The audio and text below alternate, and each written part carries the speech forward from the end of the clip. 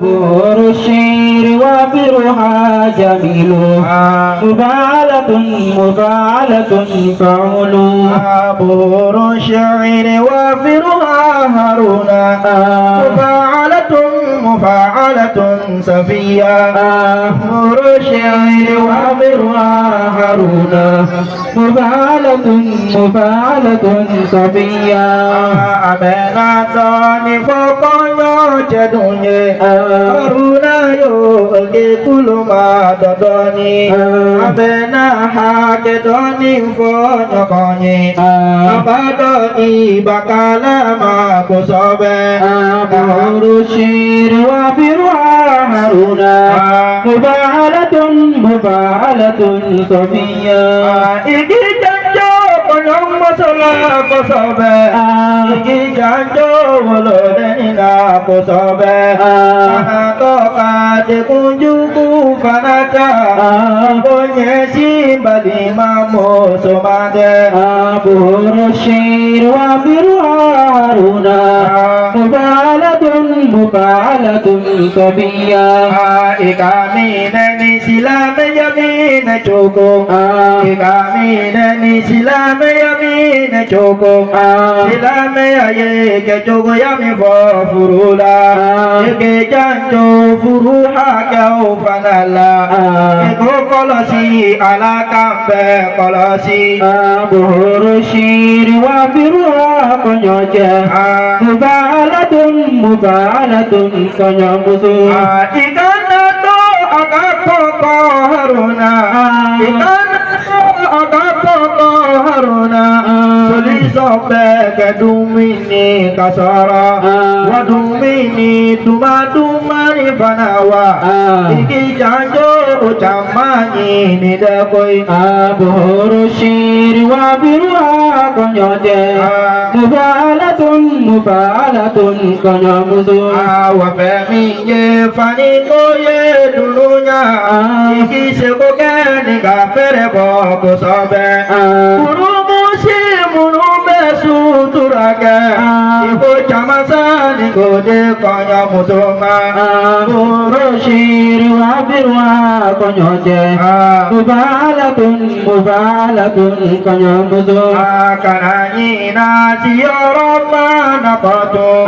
Ida sotuma chamamba fana nyini Kanake tulisowo sokolenye Walima bili bibi bidoni Burushir wa birwa Haruna mubahalatun mubahalatun Sofiya Halini ma sekapama fanajo Halini ma sekapaju fanajo Iki janjo sunumala donide Iki janjo siyoramu manina Kanato sanjika aku si dunia Burushir wa birwa konyoje mubahalatun mubahalatun konyomusu Iki janjo kidola ko sobede Guru jika kido marako tununya Aga kindo temo barodo fanalai Obeke buru nyokonya kido ye Burushir wa birwa konyoje mubahalatun mubahalatun konyomusu Amasara Haruna la halibi Namanya la syarati dau fanabe Nimudumi kala dili kame dumina Ade buko ade surundu konide Burushir wa birwa Haruna mubahalatun mubahalatun konyomusu Ikala di kawelenga awaju Ikala di kawelenga awaju Tika waju kusobesa Acetakani bukoli ye haruna Edunye ce bakoro fanayede Burushir wa birwa Haruna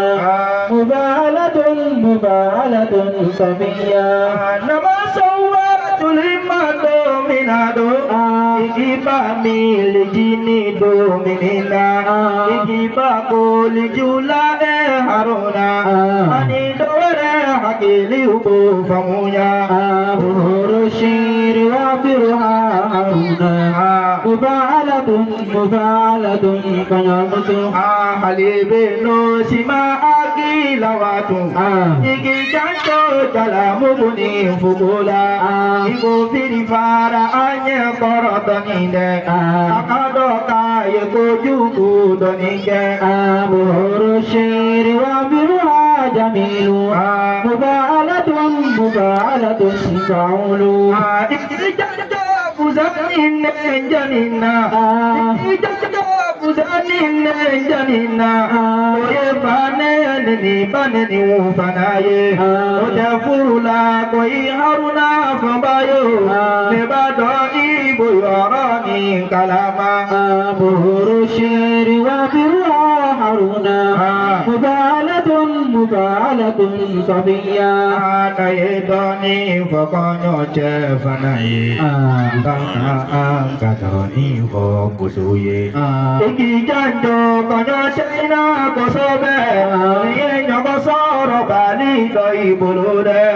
buhuru syiri wa biruha haruna mubalatun sabiya Niya titiri fosenye konyo mosa Niya titiri fosenye Sofia Kanato akati laila dununya Ikamina nintakajuye kosobe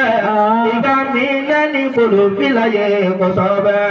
buhuru syiri wa biruha kunyoje mubalatun kanyamutu